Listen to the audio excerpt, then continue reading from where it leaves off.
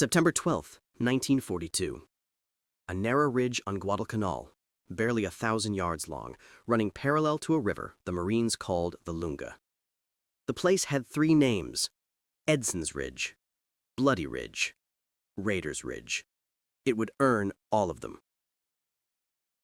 Lieutenant Colonel Merritt Edson didn't know what was coming. General Alexander Vandegrift didn't know. And certainly, Major General Kiyotake Kawaguchi thought he knew, but he was catastrophically wrong. Kawaguchi believed there were 2,000 American Marines on Guadalcanal. In fact, there were over 12,000. This wasn't a minor intelligence miscalculation. This was strategic blindness that would seal his defeat before the first shot was fired. But at this moment, standing on a ridge that commanded nothing but offered everything, control of Henderson Airfield, and the difference between victory and annihilation, 840 Marines from the 1st Raider Battalion and Paramarines prepared for a night that would define courage. They would face approximately 2,500 Japanese troops attacking from the south. Not 30,000. Not a mythic horde. 3 brigades of hungry, exhausted soldiers whose commanders had split their force 3 ways. 1 attacking the ridge itself, another from the west, a 3rd from the east.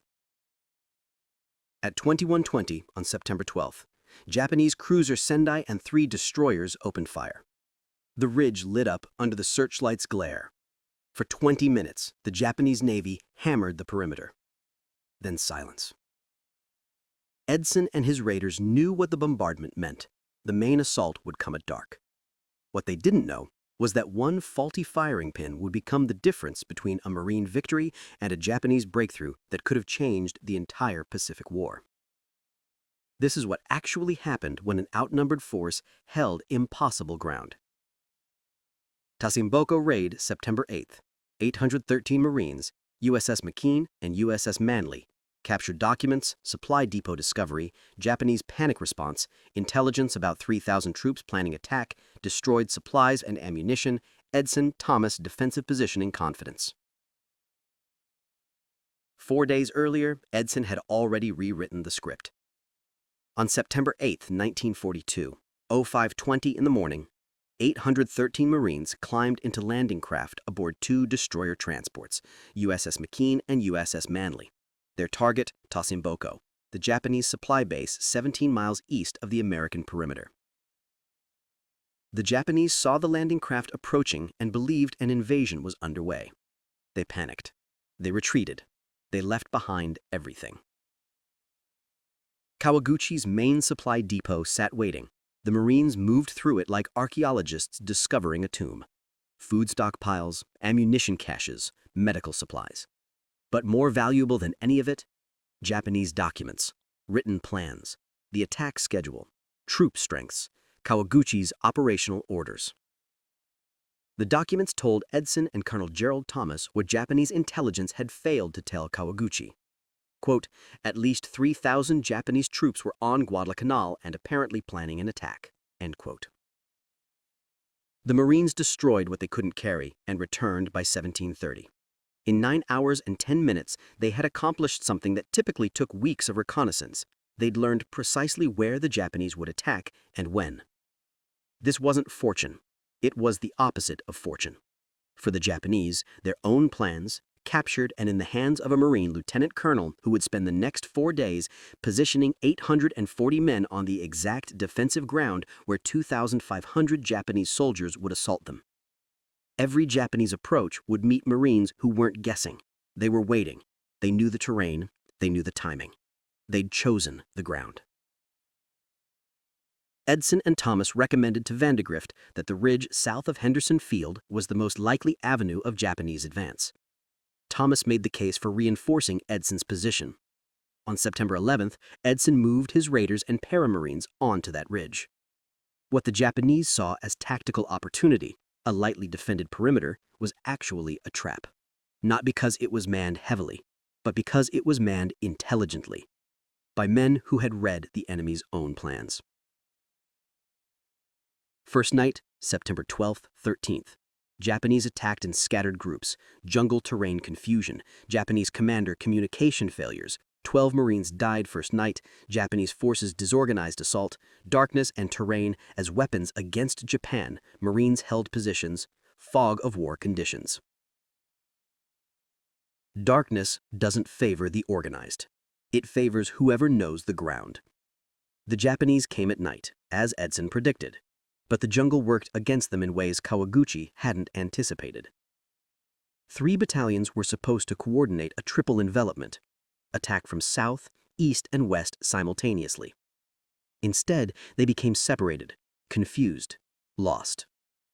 Dense vegetation, moonlight filtering through palm fronds, communication lines cut by the very terrain that was supposed to enable their advance. Japanese commanders later complained they couldn't control their own units. Officers shouted orders that didn't reach the soldiers. Squads moved into positions where other squads were already engaged. There was no concentrated pressure, no breakthrough. 12 Marines died that first night. The Japanese lost more. How many, nobody precisely knew. But it wasn't a breakthrough. It was a failure in miniature. By dawn, Kawaguchi had to make a choice: commit more troops to finish what the first night had started, or withdraw. He chose commitment. He ordered his 2nd Battalion and reserves forward. Tomorrow night, he would throw approximately 3,000 men directly at Hill 123, the central feature of Edson's Ridge. He would overwhelm through sheer numbers what he couldn't accomplish through maneuver. Edson used September 13th to prepare his men. The ridge consisted of 3 distinct hillocks. Hill 80 at the south, Hill 123 in the center dominating the landscape, and an unnamed northern position.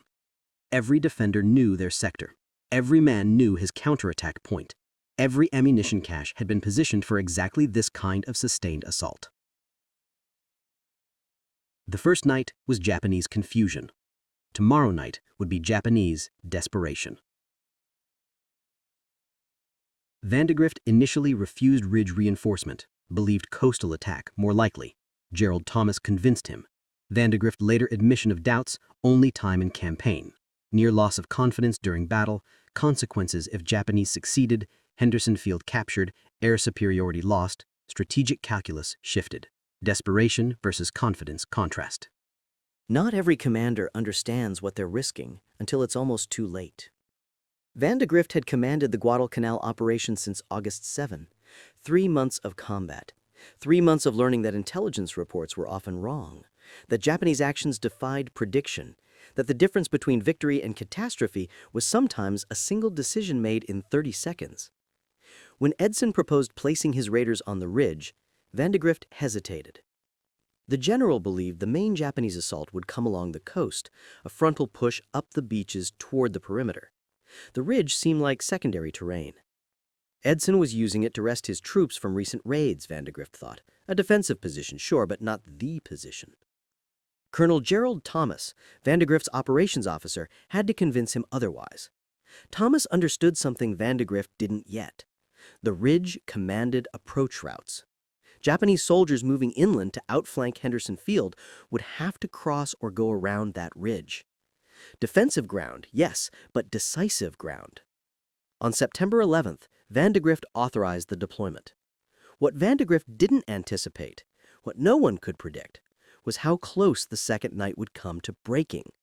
He would later make an admission that reveals the psychological weight of that battle. After it was over, Vandegrift stated that Kawaguchi's assault on the ridge in September was the only time during the entire campaign he had doubts about the outcome. Not early in the campaign when Japanese forces seemed overwhelming. Not during previous assaults. Only this one. And he elaborated on what those doubts meant. Had it succeeded, Vandegrift said, we would have been in a pretty bad condition. What did pretty bad condition mean?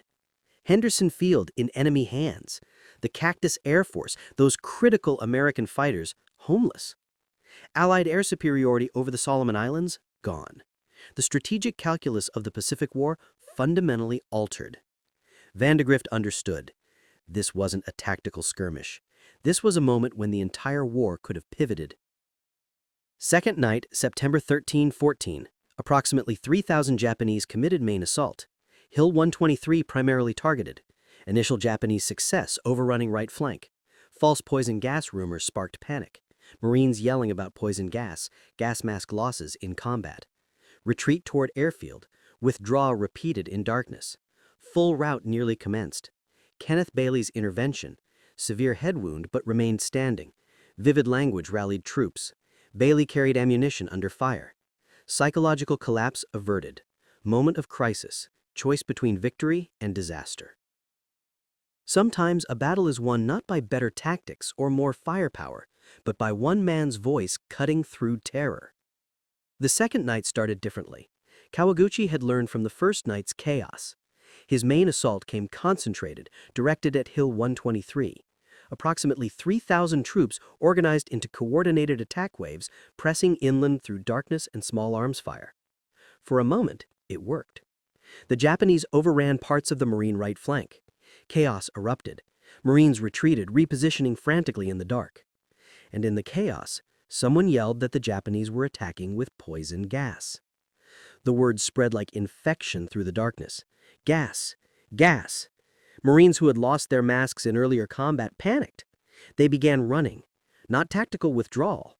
Not organized retreat. Flight. "Withdraw! Withdraw!" they shouted to each other. Other Marines, hearing the word, the panic in their officers' voices, began following.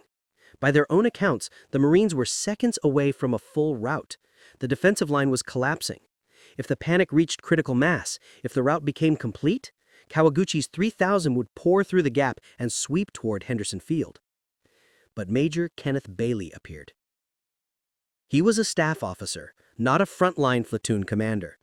He had a severe head wound from earlier combat. By any medical evaluation, he should have been evacuated. Instead, he was positioned behind Hill 123, rallying Marines who were fleeing. Bailey had a choice: let the panic continue or physically intervene. He chose intervention. Using what official records politely call vivid language, which means he cursed with the precision of a man who understood that harsh words, properly deployed, can shock men back into their bodies.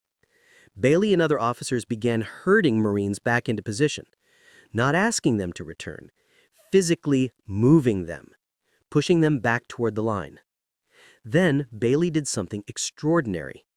He remained visible, standing, despite his head wound, despite sniper fire coming from multiple directions, despite every rational reason to take cover.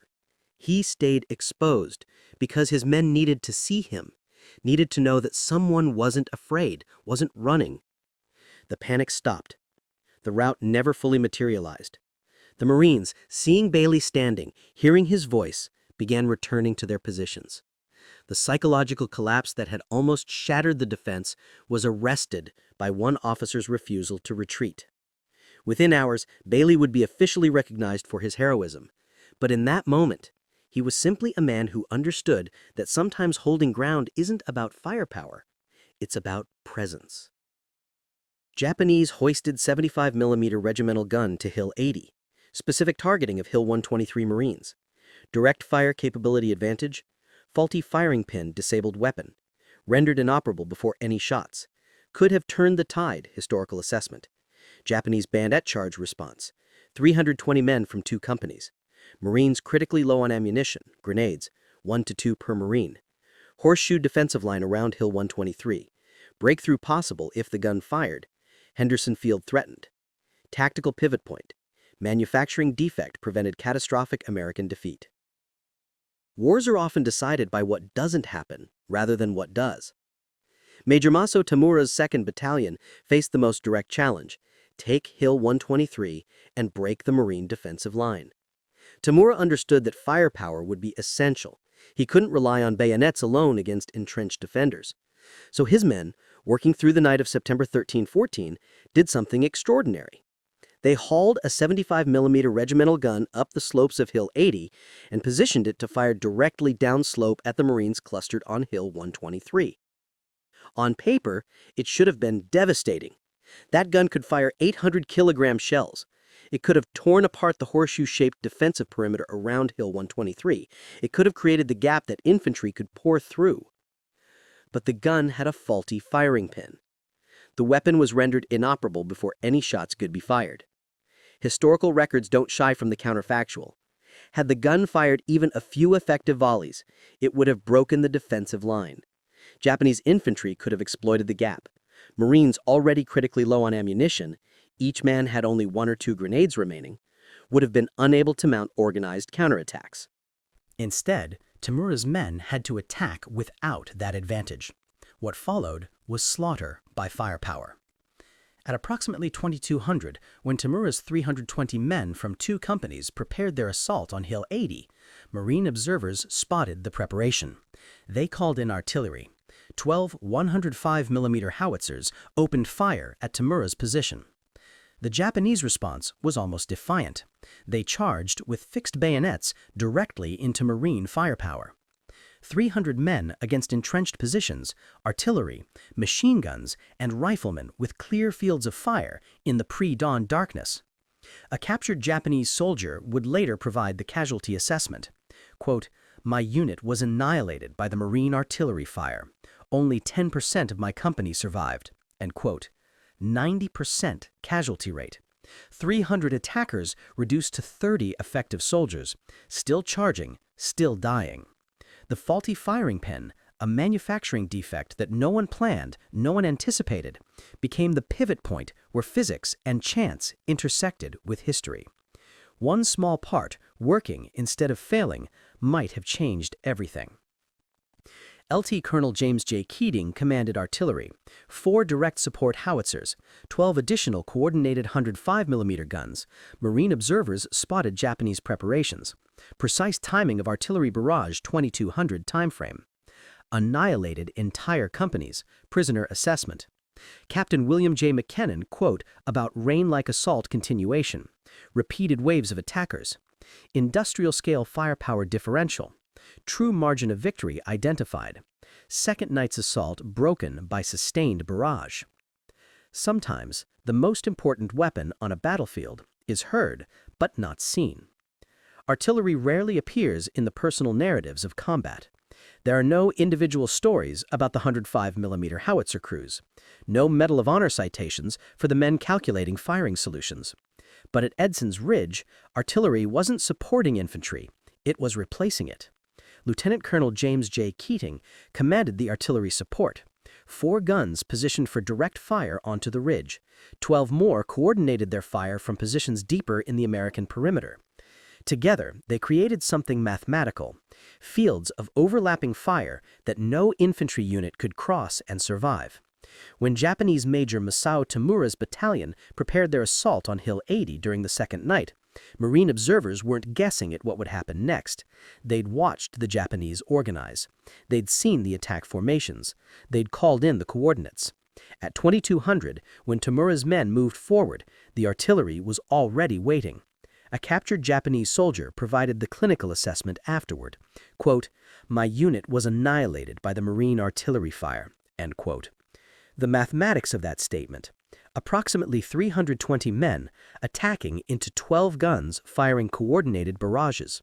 The result, 90% casualty rate.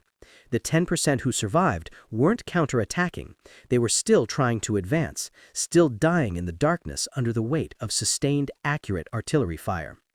Captain William J. McKinnon, a Marine participant, described the assault in terms that reveal what artillery does to human formations. Quote, "The Japanese attack was almost constant, like a rain that subsides for a moment and then pours the harder. When one wave was mown down, and I mean mown down, another followed it into death." End quote. Wave after wave. Not because Japanese soldiers were uniquely fanatical or suicidal, because Kawaguchi had committed his men to the assault and there was nowhere for them to go except forward or backward. Forward meant running into artillery fire. Backward meant retreat in the face of the enemy. They went forward. The artillery didn't just break the assault. It demonstrated something fundamental about industrial warfare.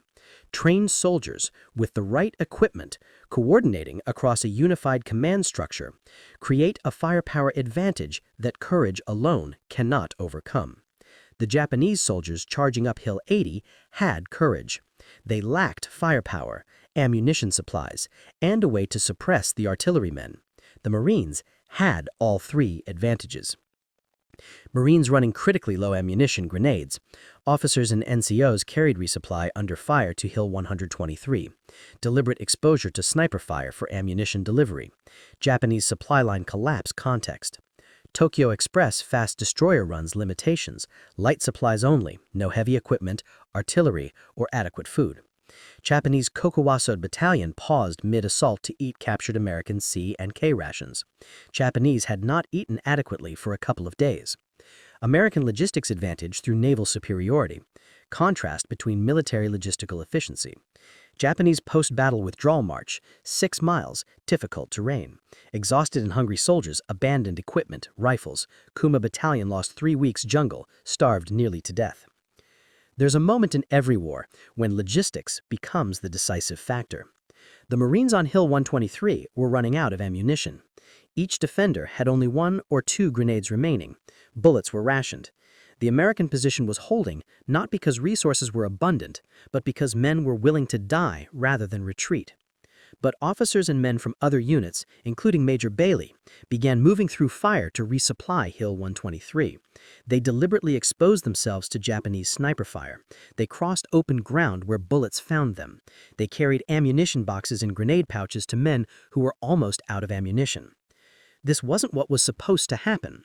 Japanese supply lines were supposed to be resupplied faster. But the Tokyo Express, the fast destroyer runs that brought Japanese reinforcements, could only transport light supplies. No heavy equipment, no artillery, no adequate food. The Japanese soldiers attacking Edson's Ridge were starving. Major Kokusho's battalion, in the middle of their assault, paused. Not for orders, for food. They stopped mid-attack to gorge themselves on captured American C and K rations. Why? According to the historical record, they had not eaten adequately for a couple of days. Imagine the contrast. American logistics brought ammunition to the front line, under fire. Japanese soldiers were so hungry they stopped attacking to eat enemy rations. This supply disparity became catastrophic after the battle ended. On September 14th, Kawaguchi withdrew the survivors. They began a 6-mile march towards the Matakani River Valley. But these weren't organized soldiers moving under orders. They were exhausted men, carrying wounded, moving through difficult jungle terrain over 6-mile distances they weren't equipped to traverse. Quote, almost every soldier able to walk had to help carry the wounded, end quote, the record states. As the march progressed, the exhausted and hungry soldiers who had eaten their last rations on the morning before their withdrawal began to discard their heavy equipment and then their rifles. By the time the survivors reached Kukumbona 5 days later, only half still carried weapons. Men were abandoning rifles not out of cowardice, but because they were too weak from hunger and exhaustion to carry them. The Kuma Battalion became lost in the jungle for 3 weeks before finally finding Kawaguchi's position. They nearly starved to death in the process. Hiyatake learned of Kawaguchi's defeat September 15th, forwarded to Imperial General Headquarters Tokyo. Emergency Session Japanese Command concluded Guadalcanal might develop into the decisive battle of the war. Strategic priority shift: Guadalcanal over Port Moresby. Cruel choice.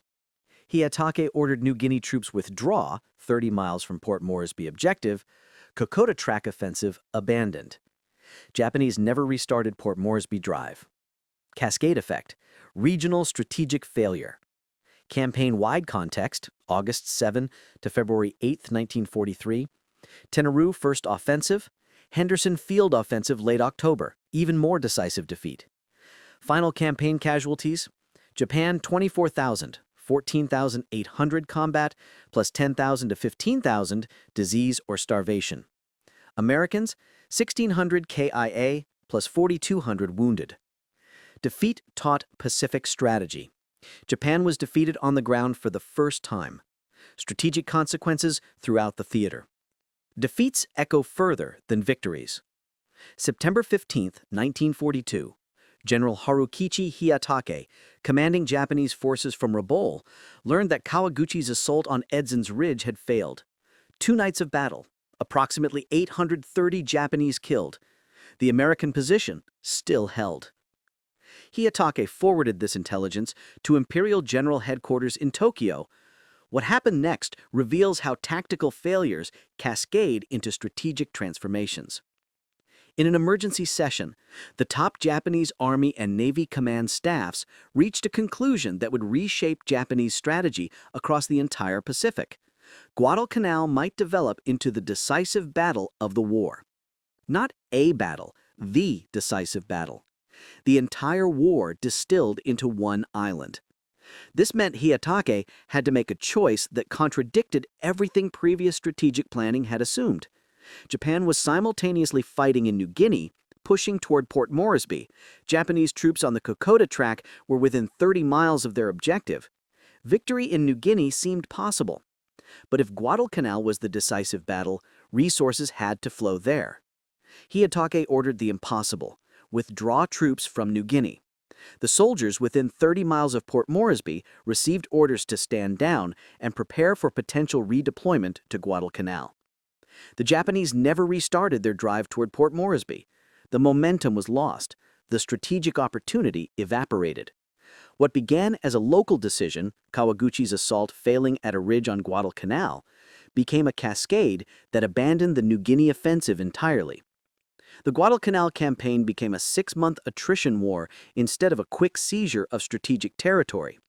By February 8, 1943, when the Japanese withdrew from Guadalcanal, the strategic landscape had been fundamentally redrawn. The Japanese lost approximately 24,000 men. Of those, 14,800 died in combat. The remainder, 10,000 to 15,000, died from disease and starvation during the campaign. American casualties totaled approximately 1,600 killed in action and 4,200 wounded. Defeat taught Pacific strategy. Japan was defeated on the ground for the first time. Strategic consequences throughout the theater.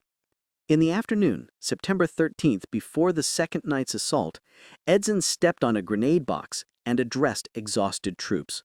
Specific words: "You men have done a great job, and I have just one more thing to ask of you.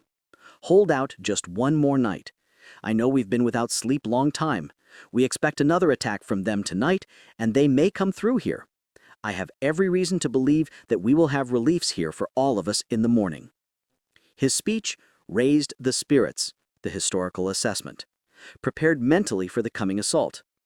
Psychological anchor during chaos. During the second night, Vandegrift's near loss of confidence, unique in campaign, understood stakes. Henderson Field capture would be catastrophic. Allied air superiority dependent on field. Strategic calculus shifted if Japanese succeeded. Post-battle admission reveals psychological weight of the moment. Vandegrift was stationed at Division Command Post during the battle, aware of situation deteriorating, then stabilizing. Relief when Bailey rallied the Marines, relief when the Japanese assault was repulsed. Broader. Every commander reaches a moment where confidence becomes genuinely uncertain. For Major General Alexander Vandegrift, that moment came during the second night of Edson's Ridge. Stationed at his division command post, Vandegrift was receiving real-time reports of the assault. Reports that Japanese forces had overrun parts of the Marine right flank. Reports that panic was spreading. Reports that the defensive line was wavering. In that moment, with reports arriving of a possible rout, with the knowledge that Henderson Field and air superiority over the Solomon Islands depended on holding a ridge he'd initially doubted, Vandegrift confronted something rare in his experience: genuine uncertainty about outcome. After the battle ended, after Bailey had rallied the Marines, after the Japanese assault had been repulsed, Vandegrift made an admission that reveals the psychological weight of that night. He stated that Kawaguchi's assault on the ridge was the only time during the entire campaign he had doubts about the outcome. Not early battles, when Japanese strength seemed overwhelming. Not ambiguous situations where victory was unclear. Only this one. And the stakes of those doubts weren't academic. Vandegrift pyrified, quote, "Had it succeeded, we would have been in a pretty bad condition," end quote. What did pretty bad condition mean in practical terms? It meant Henderson Field captured. It meant the Cactus Air Force, those fighter squadrons that provided critical air support, displaced or destroyed. It meant Allied air superiority evaporating. It meant the entire strategic calculus of the Pacific War shifted in Japan's favor. But it didn't happen. The Marines held. Edson stood. Bailey rallied the panic-stricken. The artillery barrage broke the assault. The faulty firing pin prevented the breakthrough. By dawn on September 14, the Japanese were withdrawing. Vandegrift's confidence, which had wavered during the darkness of September 13-14, was restored by daylight. But the restoration wasn't abstract relief. It was validation of a defensive doctrine.